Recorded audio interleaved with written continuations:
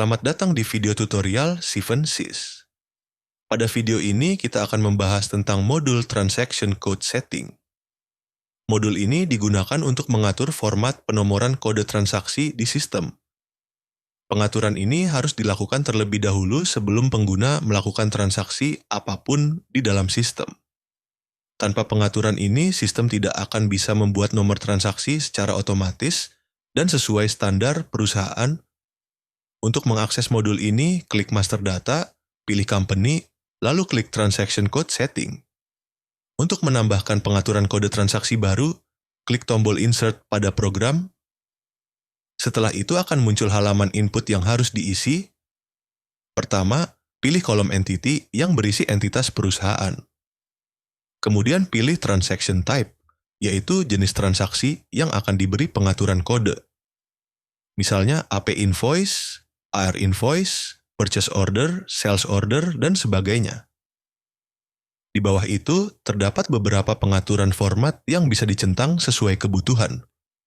Jika kita mencentang entity, maka inisial entity akan muncul di bagian awal nomor transaksi. Jika tidak dicentang, maka entity tidak akan ditampilkan. Kolom entity separator digunakan jika kita ingin menambahkan tanda pemisah antara kode entity dan kode branch.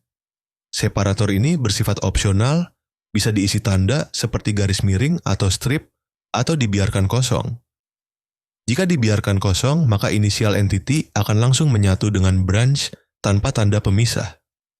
Selanjutnya, centang branch jika ingin mencantumkan kode branch di nomor transaksi. Jika tidak dicentang, maka kode branch tidak akan muncul. Branch separator juga bersifat opsional dan berfungsi sebagai pemisah antara initial branch dan cost center. Lanjut ke pengaturan cost center.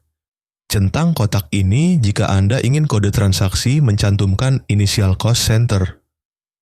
Cost center separator digunakan untuk memberikan pemisah antara initial cost center dengan kode transaksi. Seperti sebelumnya, pemisah ini juga bisa dikosongkan jika tidak diperlukan. Kemudian centang transaction jika Anda ingin menyisipkan inisial jenis transaksi ke dalam nomor. Misalnya, untuk AP invoice bisa digunakan inisial AP.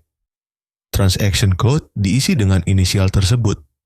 Setelah itu, isikan transaction separator untuk memberi pemisah antara kode transaksi dengan tahun transaksi.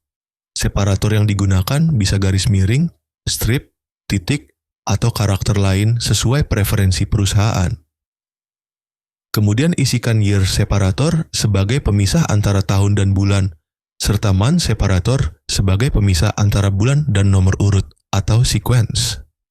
Sequence type menentukan cara sistem melakukan riset nomor urut transaksi. Jika dipilih bulanan atau month, maka setiap tanggal satu sistem akan memulai nomor urut dari 1 kembali. Jika dipilih year, maka nomor urut akan diriset setiap tanggal 1 awal tahun.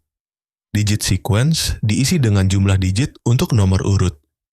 Misalnya, jika diisi 4 digit, maka urutan akan tampil sebagai 0001, 0002, dan seterusnya.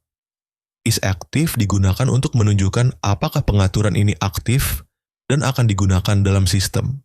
Jika tidak aktif, maka sistem tidak akan menggunakan pengaturan tersebut. Jika settingan formatnya seperti ini, maka contoh hasil dari format kode transaksi pada AP invoice-nya akan seperti ini. Setelah semua kolom diisi, klik tombol Save untuk menyimpan. Jika ingin mengubah pengaturan, klik tombol Edit.